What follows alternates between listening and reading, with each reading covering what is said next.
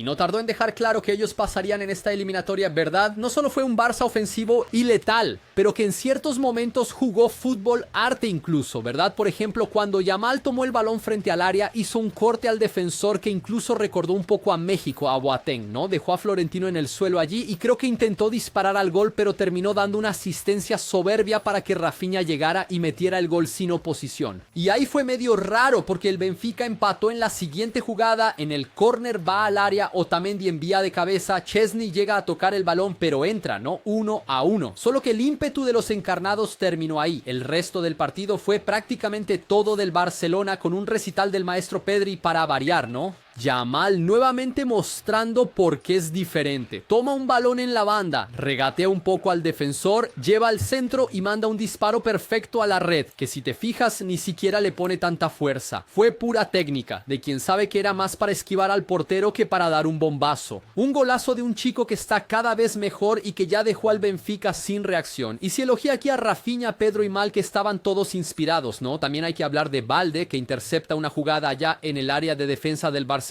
lleva la pelota, atraviesa todo el campo corriendo con ella y se la deja bien a Rafinha para que fusile cruzado y haga el tercero. En el segundo tiempo el Barça baja un poco la intensidad. El Benfica llega a amenazar con una presión al final, pero el 3-1 se mantuvo en una victoria justísima de los culés, que repito, en algunos momentos con toques de primera, con toque de letra y cosas así, jugaron un fútbol mágico, ¿vale? De esos que da gusto a cualquiera ver, incluso si no eres hincha del Barça. Y sin duda alguna son grandísimos favoritos contra el Borussia Dortmund en los cuartos de final. Y hablando de ellos, las cosas no serían nada fáciles para el Dortmund. Allá en Francia, ¿no? Pero se pusieron aún peores cuando a los 5 minutos llegó una pelota débil a las manos de Kobel. Y él cometió un error gigantesco, ¿no? Un error con P mayúscula. Así... un gol que cacarea y todo, ¿no? Le dio una gran azul al hombre inexplicable. Y mira que Kobel es un excelente arquero. Y el gol fue de Jonathan David, que llegó a los 23 en la temporada. Tiene todo para ser el más goleador de su carrera. Y la asistencia del brasileño Smiley. El Dortmund creó bastante después y hubo incluso una jugada que fue simplemente imposible. Imposible entender cómo es que la pelota no había entrado, ¿verdad? Guirassy chutó parando al portero, luego salvaron sobre la línea. Hasta que en el segundo tiempo... derribó lo que está así en el área. Y penalti, opinión. A bella.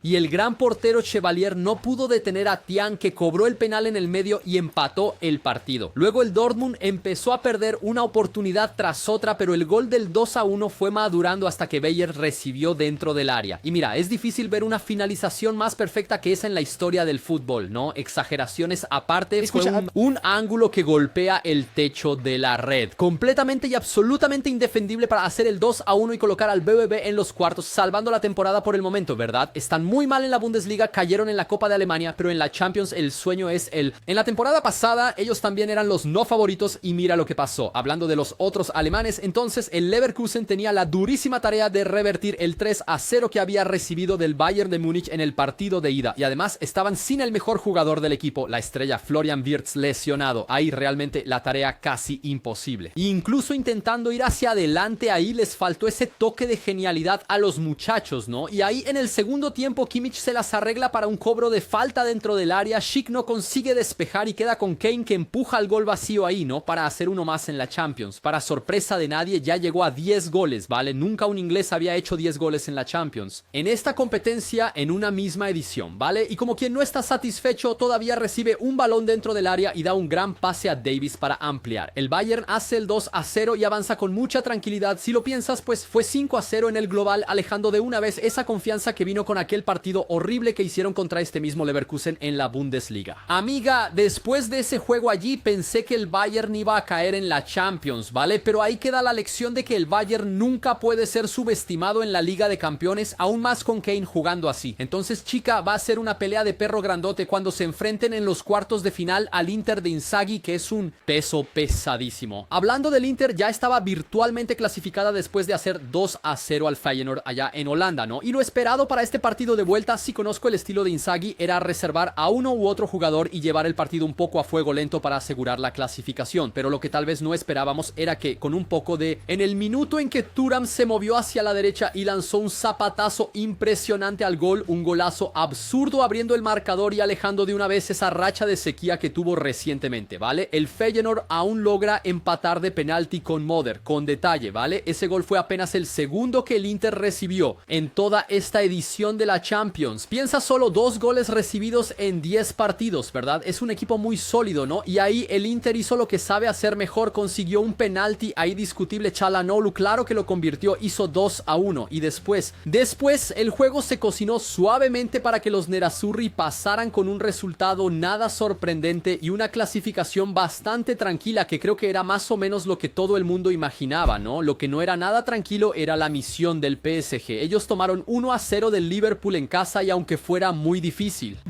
conseguir revertir, el periódico francés L'Équipe clasificó la misión como posible y ellos estaban al final de cuentas correctos, porque lo que fue sorprendente en este partido fueron 10 minutos de un Liverpool al inicio, sin dejar al París ni respirar, presionando, aplastando, hasta que ocurrió su Dembélé. Cara, la pelota va al medio del área y el hombre está tan iluminado que el defensa del Liverpool, Konaté, llega para cortar la pelota antes que él, o sea, hizo su trabajo correctamente, solo que el corte está mal hecho. Konaté despeja, fue Alisson de la jugada que dejó la pelota libre para que Dembús la completara para el gol solo debajo de. Y ahí ves como el fútbol es insano, ¿verdad? En Francia fue un dominio completo del PSG y el Liverpool ganó por 1-0. Y en Inglaterra, en los primeros 10 minutos, el Liverpool hizo un dominio completo y perdió 1-0 contra el París. Y ahí, mira, el fútbol no tiene sentido, amigo. Y a partir de ahí hubo mucho juego, ¿no? Pero fue así, en general, absolutamente insano. El ritmo alucinante de esos partidos así buenos de Premier League, ¿verdad? Y mientras el Liverpool intentaba presionar, el PSG, al contrario del partido de ida, no. Aquí estaba un poco más reactivo, saliendo en los contraataques y yendo muy bien, ¿vale? Obligando a Alisson a salvar a los Reds más de una vez. Y ahí empecé a pensar que el juego se estaba poniendo raro para los dueños de casa. Pensé que el París iba a cometer el error. Uno de los indicios es que Nuno Méndez, lateral izquierdo del PSG, es cierto que recibió un regate humillante de Salah en el primer tiempo, pero fuera de eso, consiguió marcar muy bien al egipcio. No veía a nadie lograr casi anular a Salah desde Jed Spence del Tottenham, ¿verdad? Cuando llega el segundo tiempo, el Liverpool empieza bien, presionando al PSG, buscando incesantemente el gol.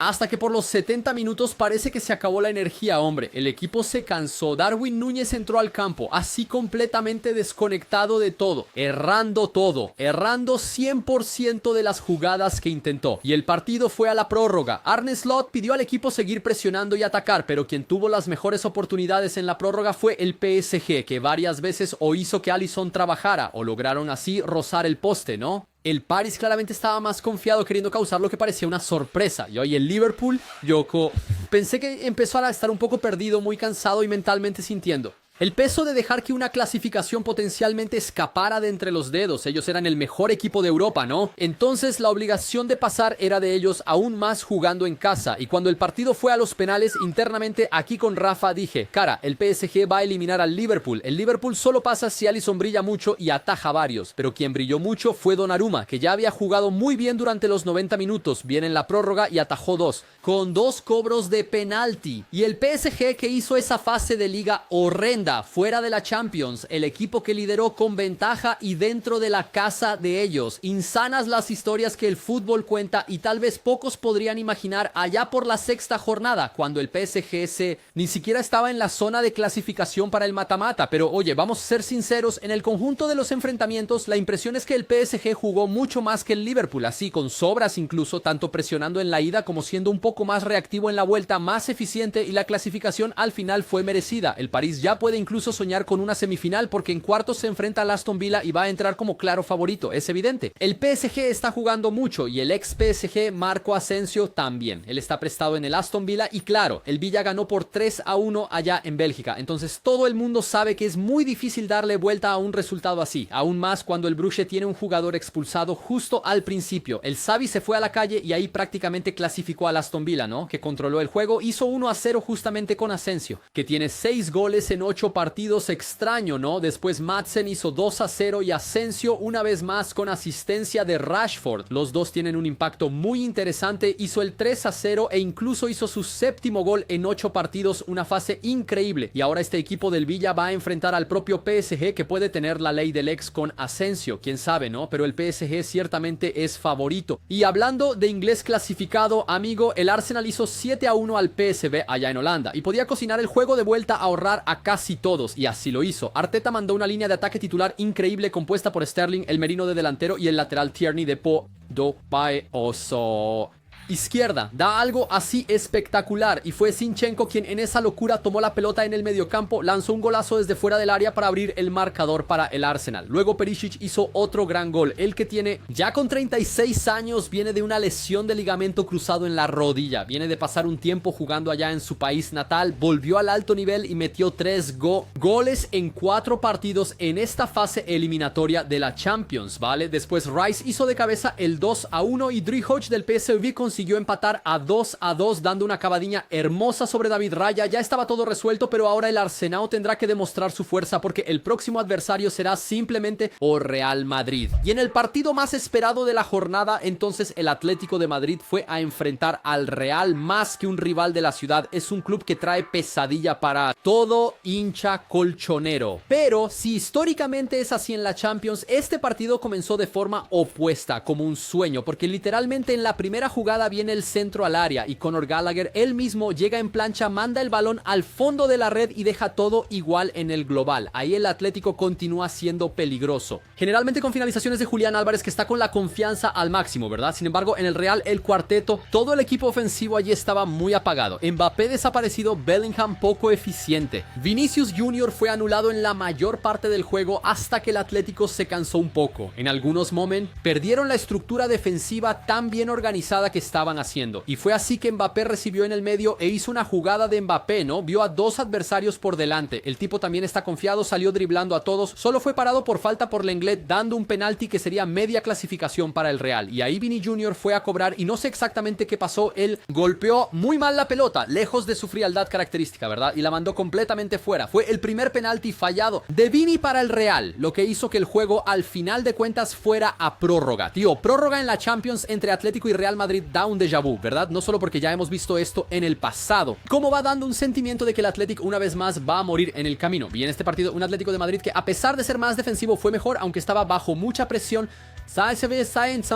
Estaba cansándose, estaba permitiendo más espacios y me imaginé que el destino sería cruel con los chicos como lo ha sido tantas otras veces en los derbis de Madrid en la Champions. Y ahí cuando fueron a los penales, la crueldad se concretó. Cada lado perdió uno, pero Julián Álvarez en el momento de patear se resbaló e incluso hizo el gol. Solo que su pie de apoyo tocó levemente la bola, haciendo que el chute fuera considerado un segundo toque y por eso su gol fue anulado. Fue este detalle, un resbalón, un roce en la pelota que hizo que el Atlético de Madrid sucumbiera ante el Real Madrid en la Champions otra vez, después de las finales de 2014 y 2016, después del Chicharito en 2015, después del hat-trick de CR7 en 2017. Es una freguesia que nunca acaba y se mantiene con el Atlético siempre teniendo esperanza, pero siendo eliminado incluso en días malos del Real Madrid. Es un asunto para ser estudiado. Antes de finalizar, vamos a echar un vistazo a los cuartos de final rápido. El Arsenal hace una campaña impresionante, pero contra el Real Madrid en la Champions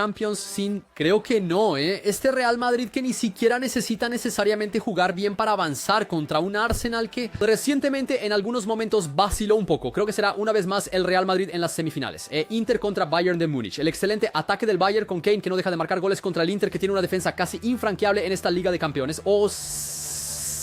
Duelo de gente grande, que hoy yo creo que es 50% para cada lado, pero si tuviera que apostar mis fichas en alguien sería en el Inter, que tiene un trabajo ya más a largo plazo y es un equipo muy bien ajustado. Aston Villa contra PSG, un enfrentamiento muy interesante, pero este Aston Villa ni siquiera está en su mejor momento con Emery, y ahora enfrentándose al PSG, que en el último mes y medio, 2 meses, se ha convertido en uno de los equipos más en forma de Europa. Creo que la aventura del Villa va a terminar en los cuartos de de final. Y Barcelona contra Borussia Dortmund, yo creo que no se puede subestimar al Borussia, ¿verdad? Pero el Barcelona es uno de los mejores equipos de Europa, tiene jugadores que simplemente están volando, y claramente el Dortmund será la sorpresa en este enfrentamiento. Observación número 1, Rafinha con 11 goles, ahora es el goleador de la Champions, ¿vale? Y ya es el brasileño con más goles en solo una edición de la UCL, ya siendo reflejo de esta nueva fase de liga con más partidos, ¿verdad? Locura pensar que teníamos 18 juegos por jornada en la fase de liga y de aquí hasta la final son solo 13 más, así que ya sea